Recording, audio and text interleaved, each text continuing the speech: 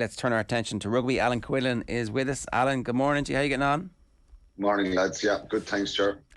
It's the week of the Heineken Cup semi-finals and quarter-finals, and we're very interested in how the teams are actually going to line out for this one. We've been talking a good bit now over the last while about who's going to start for Munster, particularly at 9. Let's just jump in straight away. How easy or otherwise is the selection for a game like this weekend? What are they talking about, and what are they trying to weigh up? I was just thinking, obviously a lot of people are debating the merits of Craig Casey starting ahead of Conor Murray. I think he's improved his game a lot. We've spoken about that. It's pretty evident for everyone to see.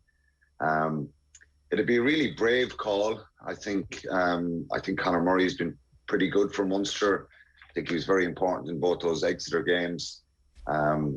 And I was thinking about the merits of it. You go out and you go, right, we're going to attack Toulouse from the word go. We're going to try and play with high tempo. We're going to keep loads of pace in the game. Or you start Conor Murray and you have that extra defender, excellent at the breakdown. His kicking game is really good. And you hope that you get into a lead or that you're not chasing the game, because I think that the thought process is, Craig Casey comes on and Munster pick up the pace of the game. Will they need to do that? I'm not sure. I'm really trying to think about what kind of game they need to play against Toulouse. And we saw what Ulster did over in Toulouse, attacking them and trying to put width in the game and been really positive in the way they're trying to play.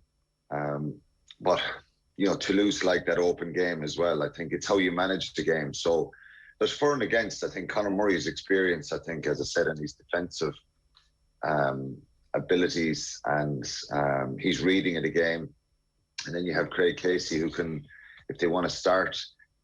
Some people would argue that they need to really go for this in the word go. And I'm not sure. I'm divided on it. I don't know who they should start at scrum-half, but obviously in the other positions they have lots of injuries. I think Thomas Ahern is someone who's really put his hands up in the last few weeks. He's brilliant, brilliant young player. And it's great to see him putting in some performances. Alex Kendellen has been superb as well. Jack O'Donoghue. So I think they're in good form going into the game. But Toulouse have won the competition 5 times. They were very lucky to get into the knockout stages. They only beat Cardiff. The other games were a draw and a loss to Cardiff. And because of COVID, they were beaten by Toulouse, or beaten by Wasps in England as well. So it's hard to know. If you're basing Toulouse's form and in the first 6 months of the season, you think they're a bit vulnerable, but they've shown the last, they beat La Rochelle at the weekend. When you start rattling off the names from the team, Ger, they're so powerful. Well, that's the thing. They are a championship team, and not to be patronising here, but if Munster get beaten in a close game by this Toulouse team, I don't think anybody thinks that Munster are currently at the stage where they should be winning these games automatically. A lot will have to go their way to win it, but yeah, they will. And I think power is one of the big concerns, I think, and that's where I think Conor Murray comes into it. His physicality, his size, whether they'll start Jenkins in the second row over Wycherley. There's a worry about the front row. They have Mo Vaca and Julian Marchand, Cyril Bay, incredible power right across the board, particularly up front. So look, it's going to take a mammoth effort for Munster, and they won't have Ty Byrne back, I don't think, he's an incredible loss. Kilcoyne is out for the rest of the season. Coombs, maybe Conwell come back in. But I think they'll feel good about themselves in the last few weeks. If you look back on Friday night against Cardiff, it was a very open, entertaining game. But I think you contrast what we saw against Connacht to Christmas, and there's 2 stats that jump out from them for me is 17 offloads. They had 1 offload against Connacht in Galway. I know the conditions are different and the weather is much better, but I just think they're playing with a lot more confidence, and they look like they're enjoying themselves, and they want to attack. It's not perfect. 32 defenders beaten on Friday night.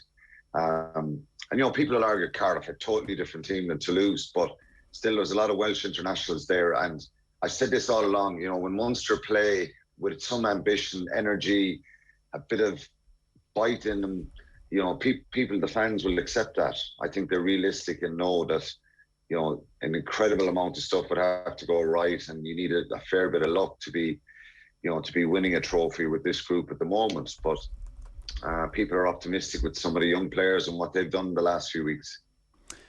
That conversation about power is obviously the one that has been had for the last few years, the last consecutive few years, and it's particularly one that comes up around Leinster in terms of their defeats over the past couple of seasons in Europe. Obviously they're up against Leicester this weekend themselves. Do you expect this team to continue and at the end of the season the same old problems or the same old debate to be had around Irish rugby? No, but I don't. I think, look, it keeps coming up about La Rochelle and the Saracens the year before. Exceptional teams on exceptional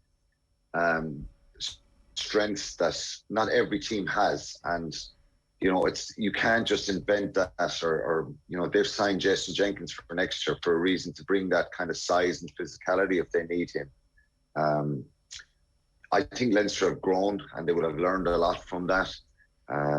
La Rochelle last year, that bit of power, but it wasn't just that bit of power. It was some of the quality of Leinster looked quite comfortable in that game in the first half. I think if they had their time back, they played a little bit differently, try and play more territory, move the ball to the wider channels a little bit more in that game. But they just got a home and away. Home advantage is massive, and La Rochelle having a home advantage and a very good side. They showed last year by getting to right to the top in both competitions that they were a powerful side. So will Leinster have the same issues this weekend? Well, I don't think so. I think the area that probably concerns a little bit is the second row and just that sheer physicality. And sometimes you get freakish teams. Toulouse are one of them. The players they have, the Arnold brothers, Maufu in the second row, he's 130 kilos. Their back row is really big. Cyril Bay, all these players, they're just so powerful. And, it's difficult at times the old mentality is try and move the big pack around, and that just doesn't work to the same level. I think that the best way to play against a side like that is really protect the ball, hold on to it, and try and build it into multi-phase. But I think Leinster are a different side, and with Kelleher, Porter, Furlong, they bring an exceptional quality in their front row. We'll know a little bit more as the competition goes on. Can somebody overpower Leinster? They'll fancy their chances. I think they can, because they're not the biggest side in the world, but the way they play is so effective and relentless, and they're so fit, and they're very physical themselves. So I don't think it's going to be a concern in the rest of this competition from to Leicester, and Steve Bortwood will certainly try and make it real dogged for Leinster on Saturday. But I think they just have too much quality now, and they will have learned from their experiences. Great to see Chris Ashton getting his moment in the sun at the weekend too. Of course, we all love to see an old swan dive. Yeah, well, look, he's when I played against him, for a number of years, he's been around a long time.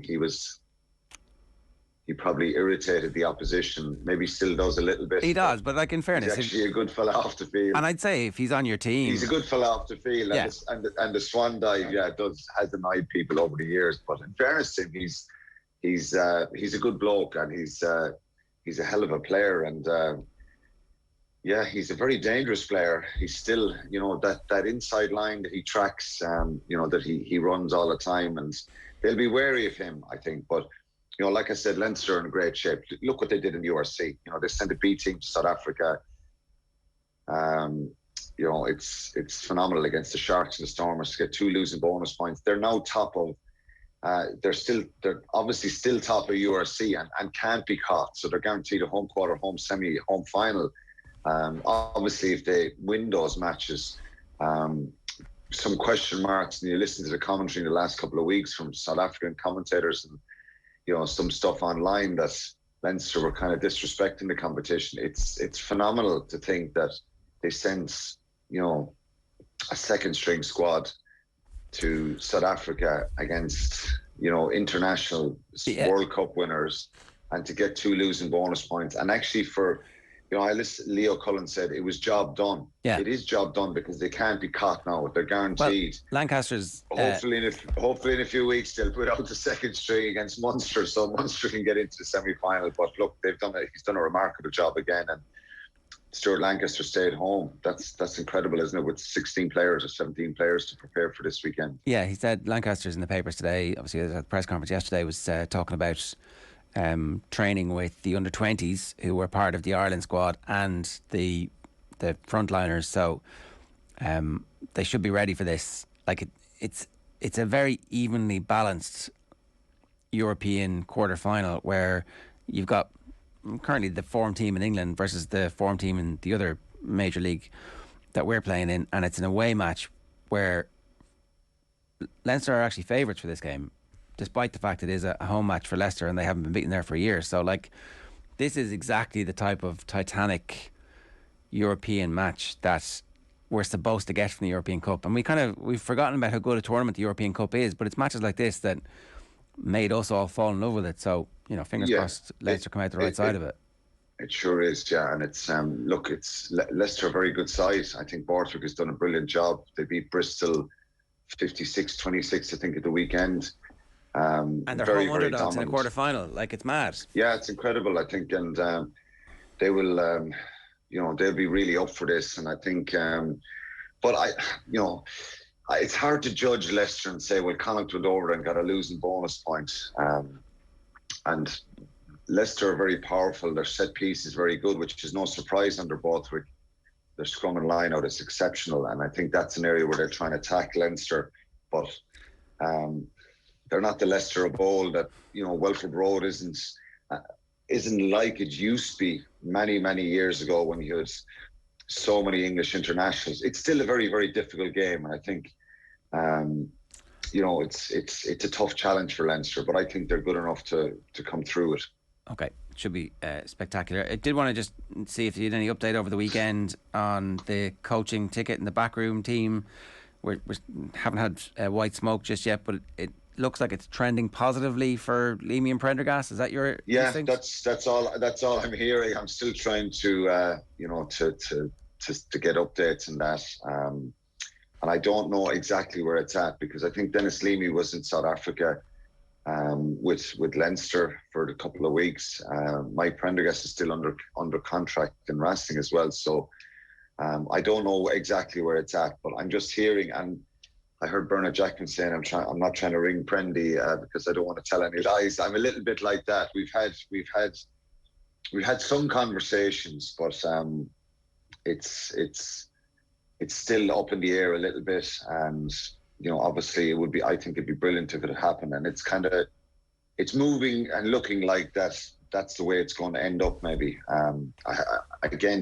I don't know exactly the nuts and bolts of it. I'm sure Leinster won't want to lose Dennis Leamy, but I would imagine that it would certainly interest him. And Munster in a place now where I think there's an opportunity to make them better, and that's kind of enticing for any coach. Yeah. So we'll wait and see on that one.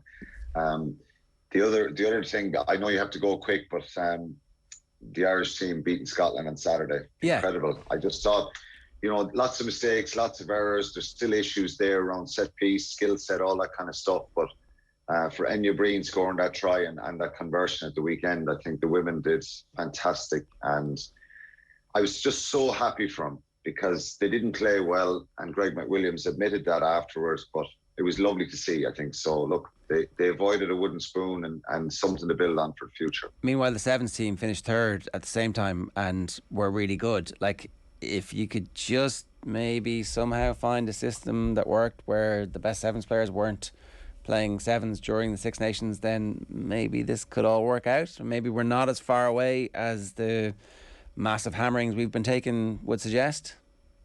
Well, we were still a fair bit away as regards England and France, sure. That's pretty obvious. But I think they look back in the Welsh game at the start and the issues they had there around game management and the set piece. So difficult things to fix, but I think they're still a very inexperienced group of players. So I think they learn a lot from this. And to lose seven players to the sevens, another couple of injuries for that English game, that's hard on any side.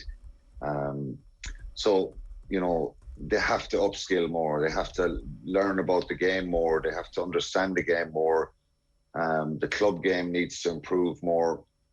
And, you know, get more players playing. So I think, look, he creates some depth with this. They've got a summer tour. And they've just got to get better at what they do right across the board. Scrum, line out, set piece, breakdown, body positions, everything like that. But I think they've shown lots of ambition and promise. And I was just really delighted from, as everybody else was. I think, you know, to get the try at the end and win in that kind of fashion, you can imagine the kind of confidence and the heartbreak of losing the home game, finishing, you know, with a wooden spoon, winning a game in that fashion. You can build something on that. And he didn't hide away from the fact that there's still there's lots of work to be done to try and close that gap. But I think it was just great to see them finishing on a positive on Saturday night.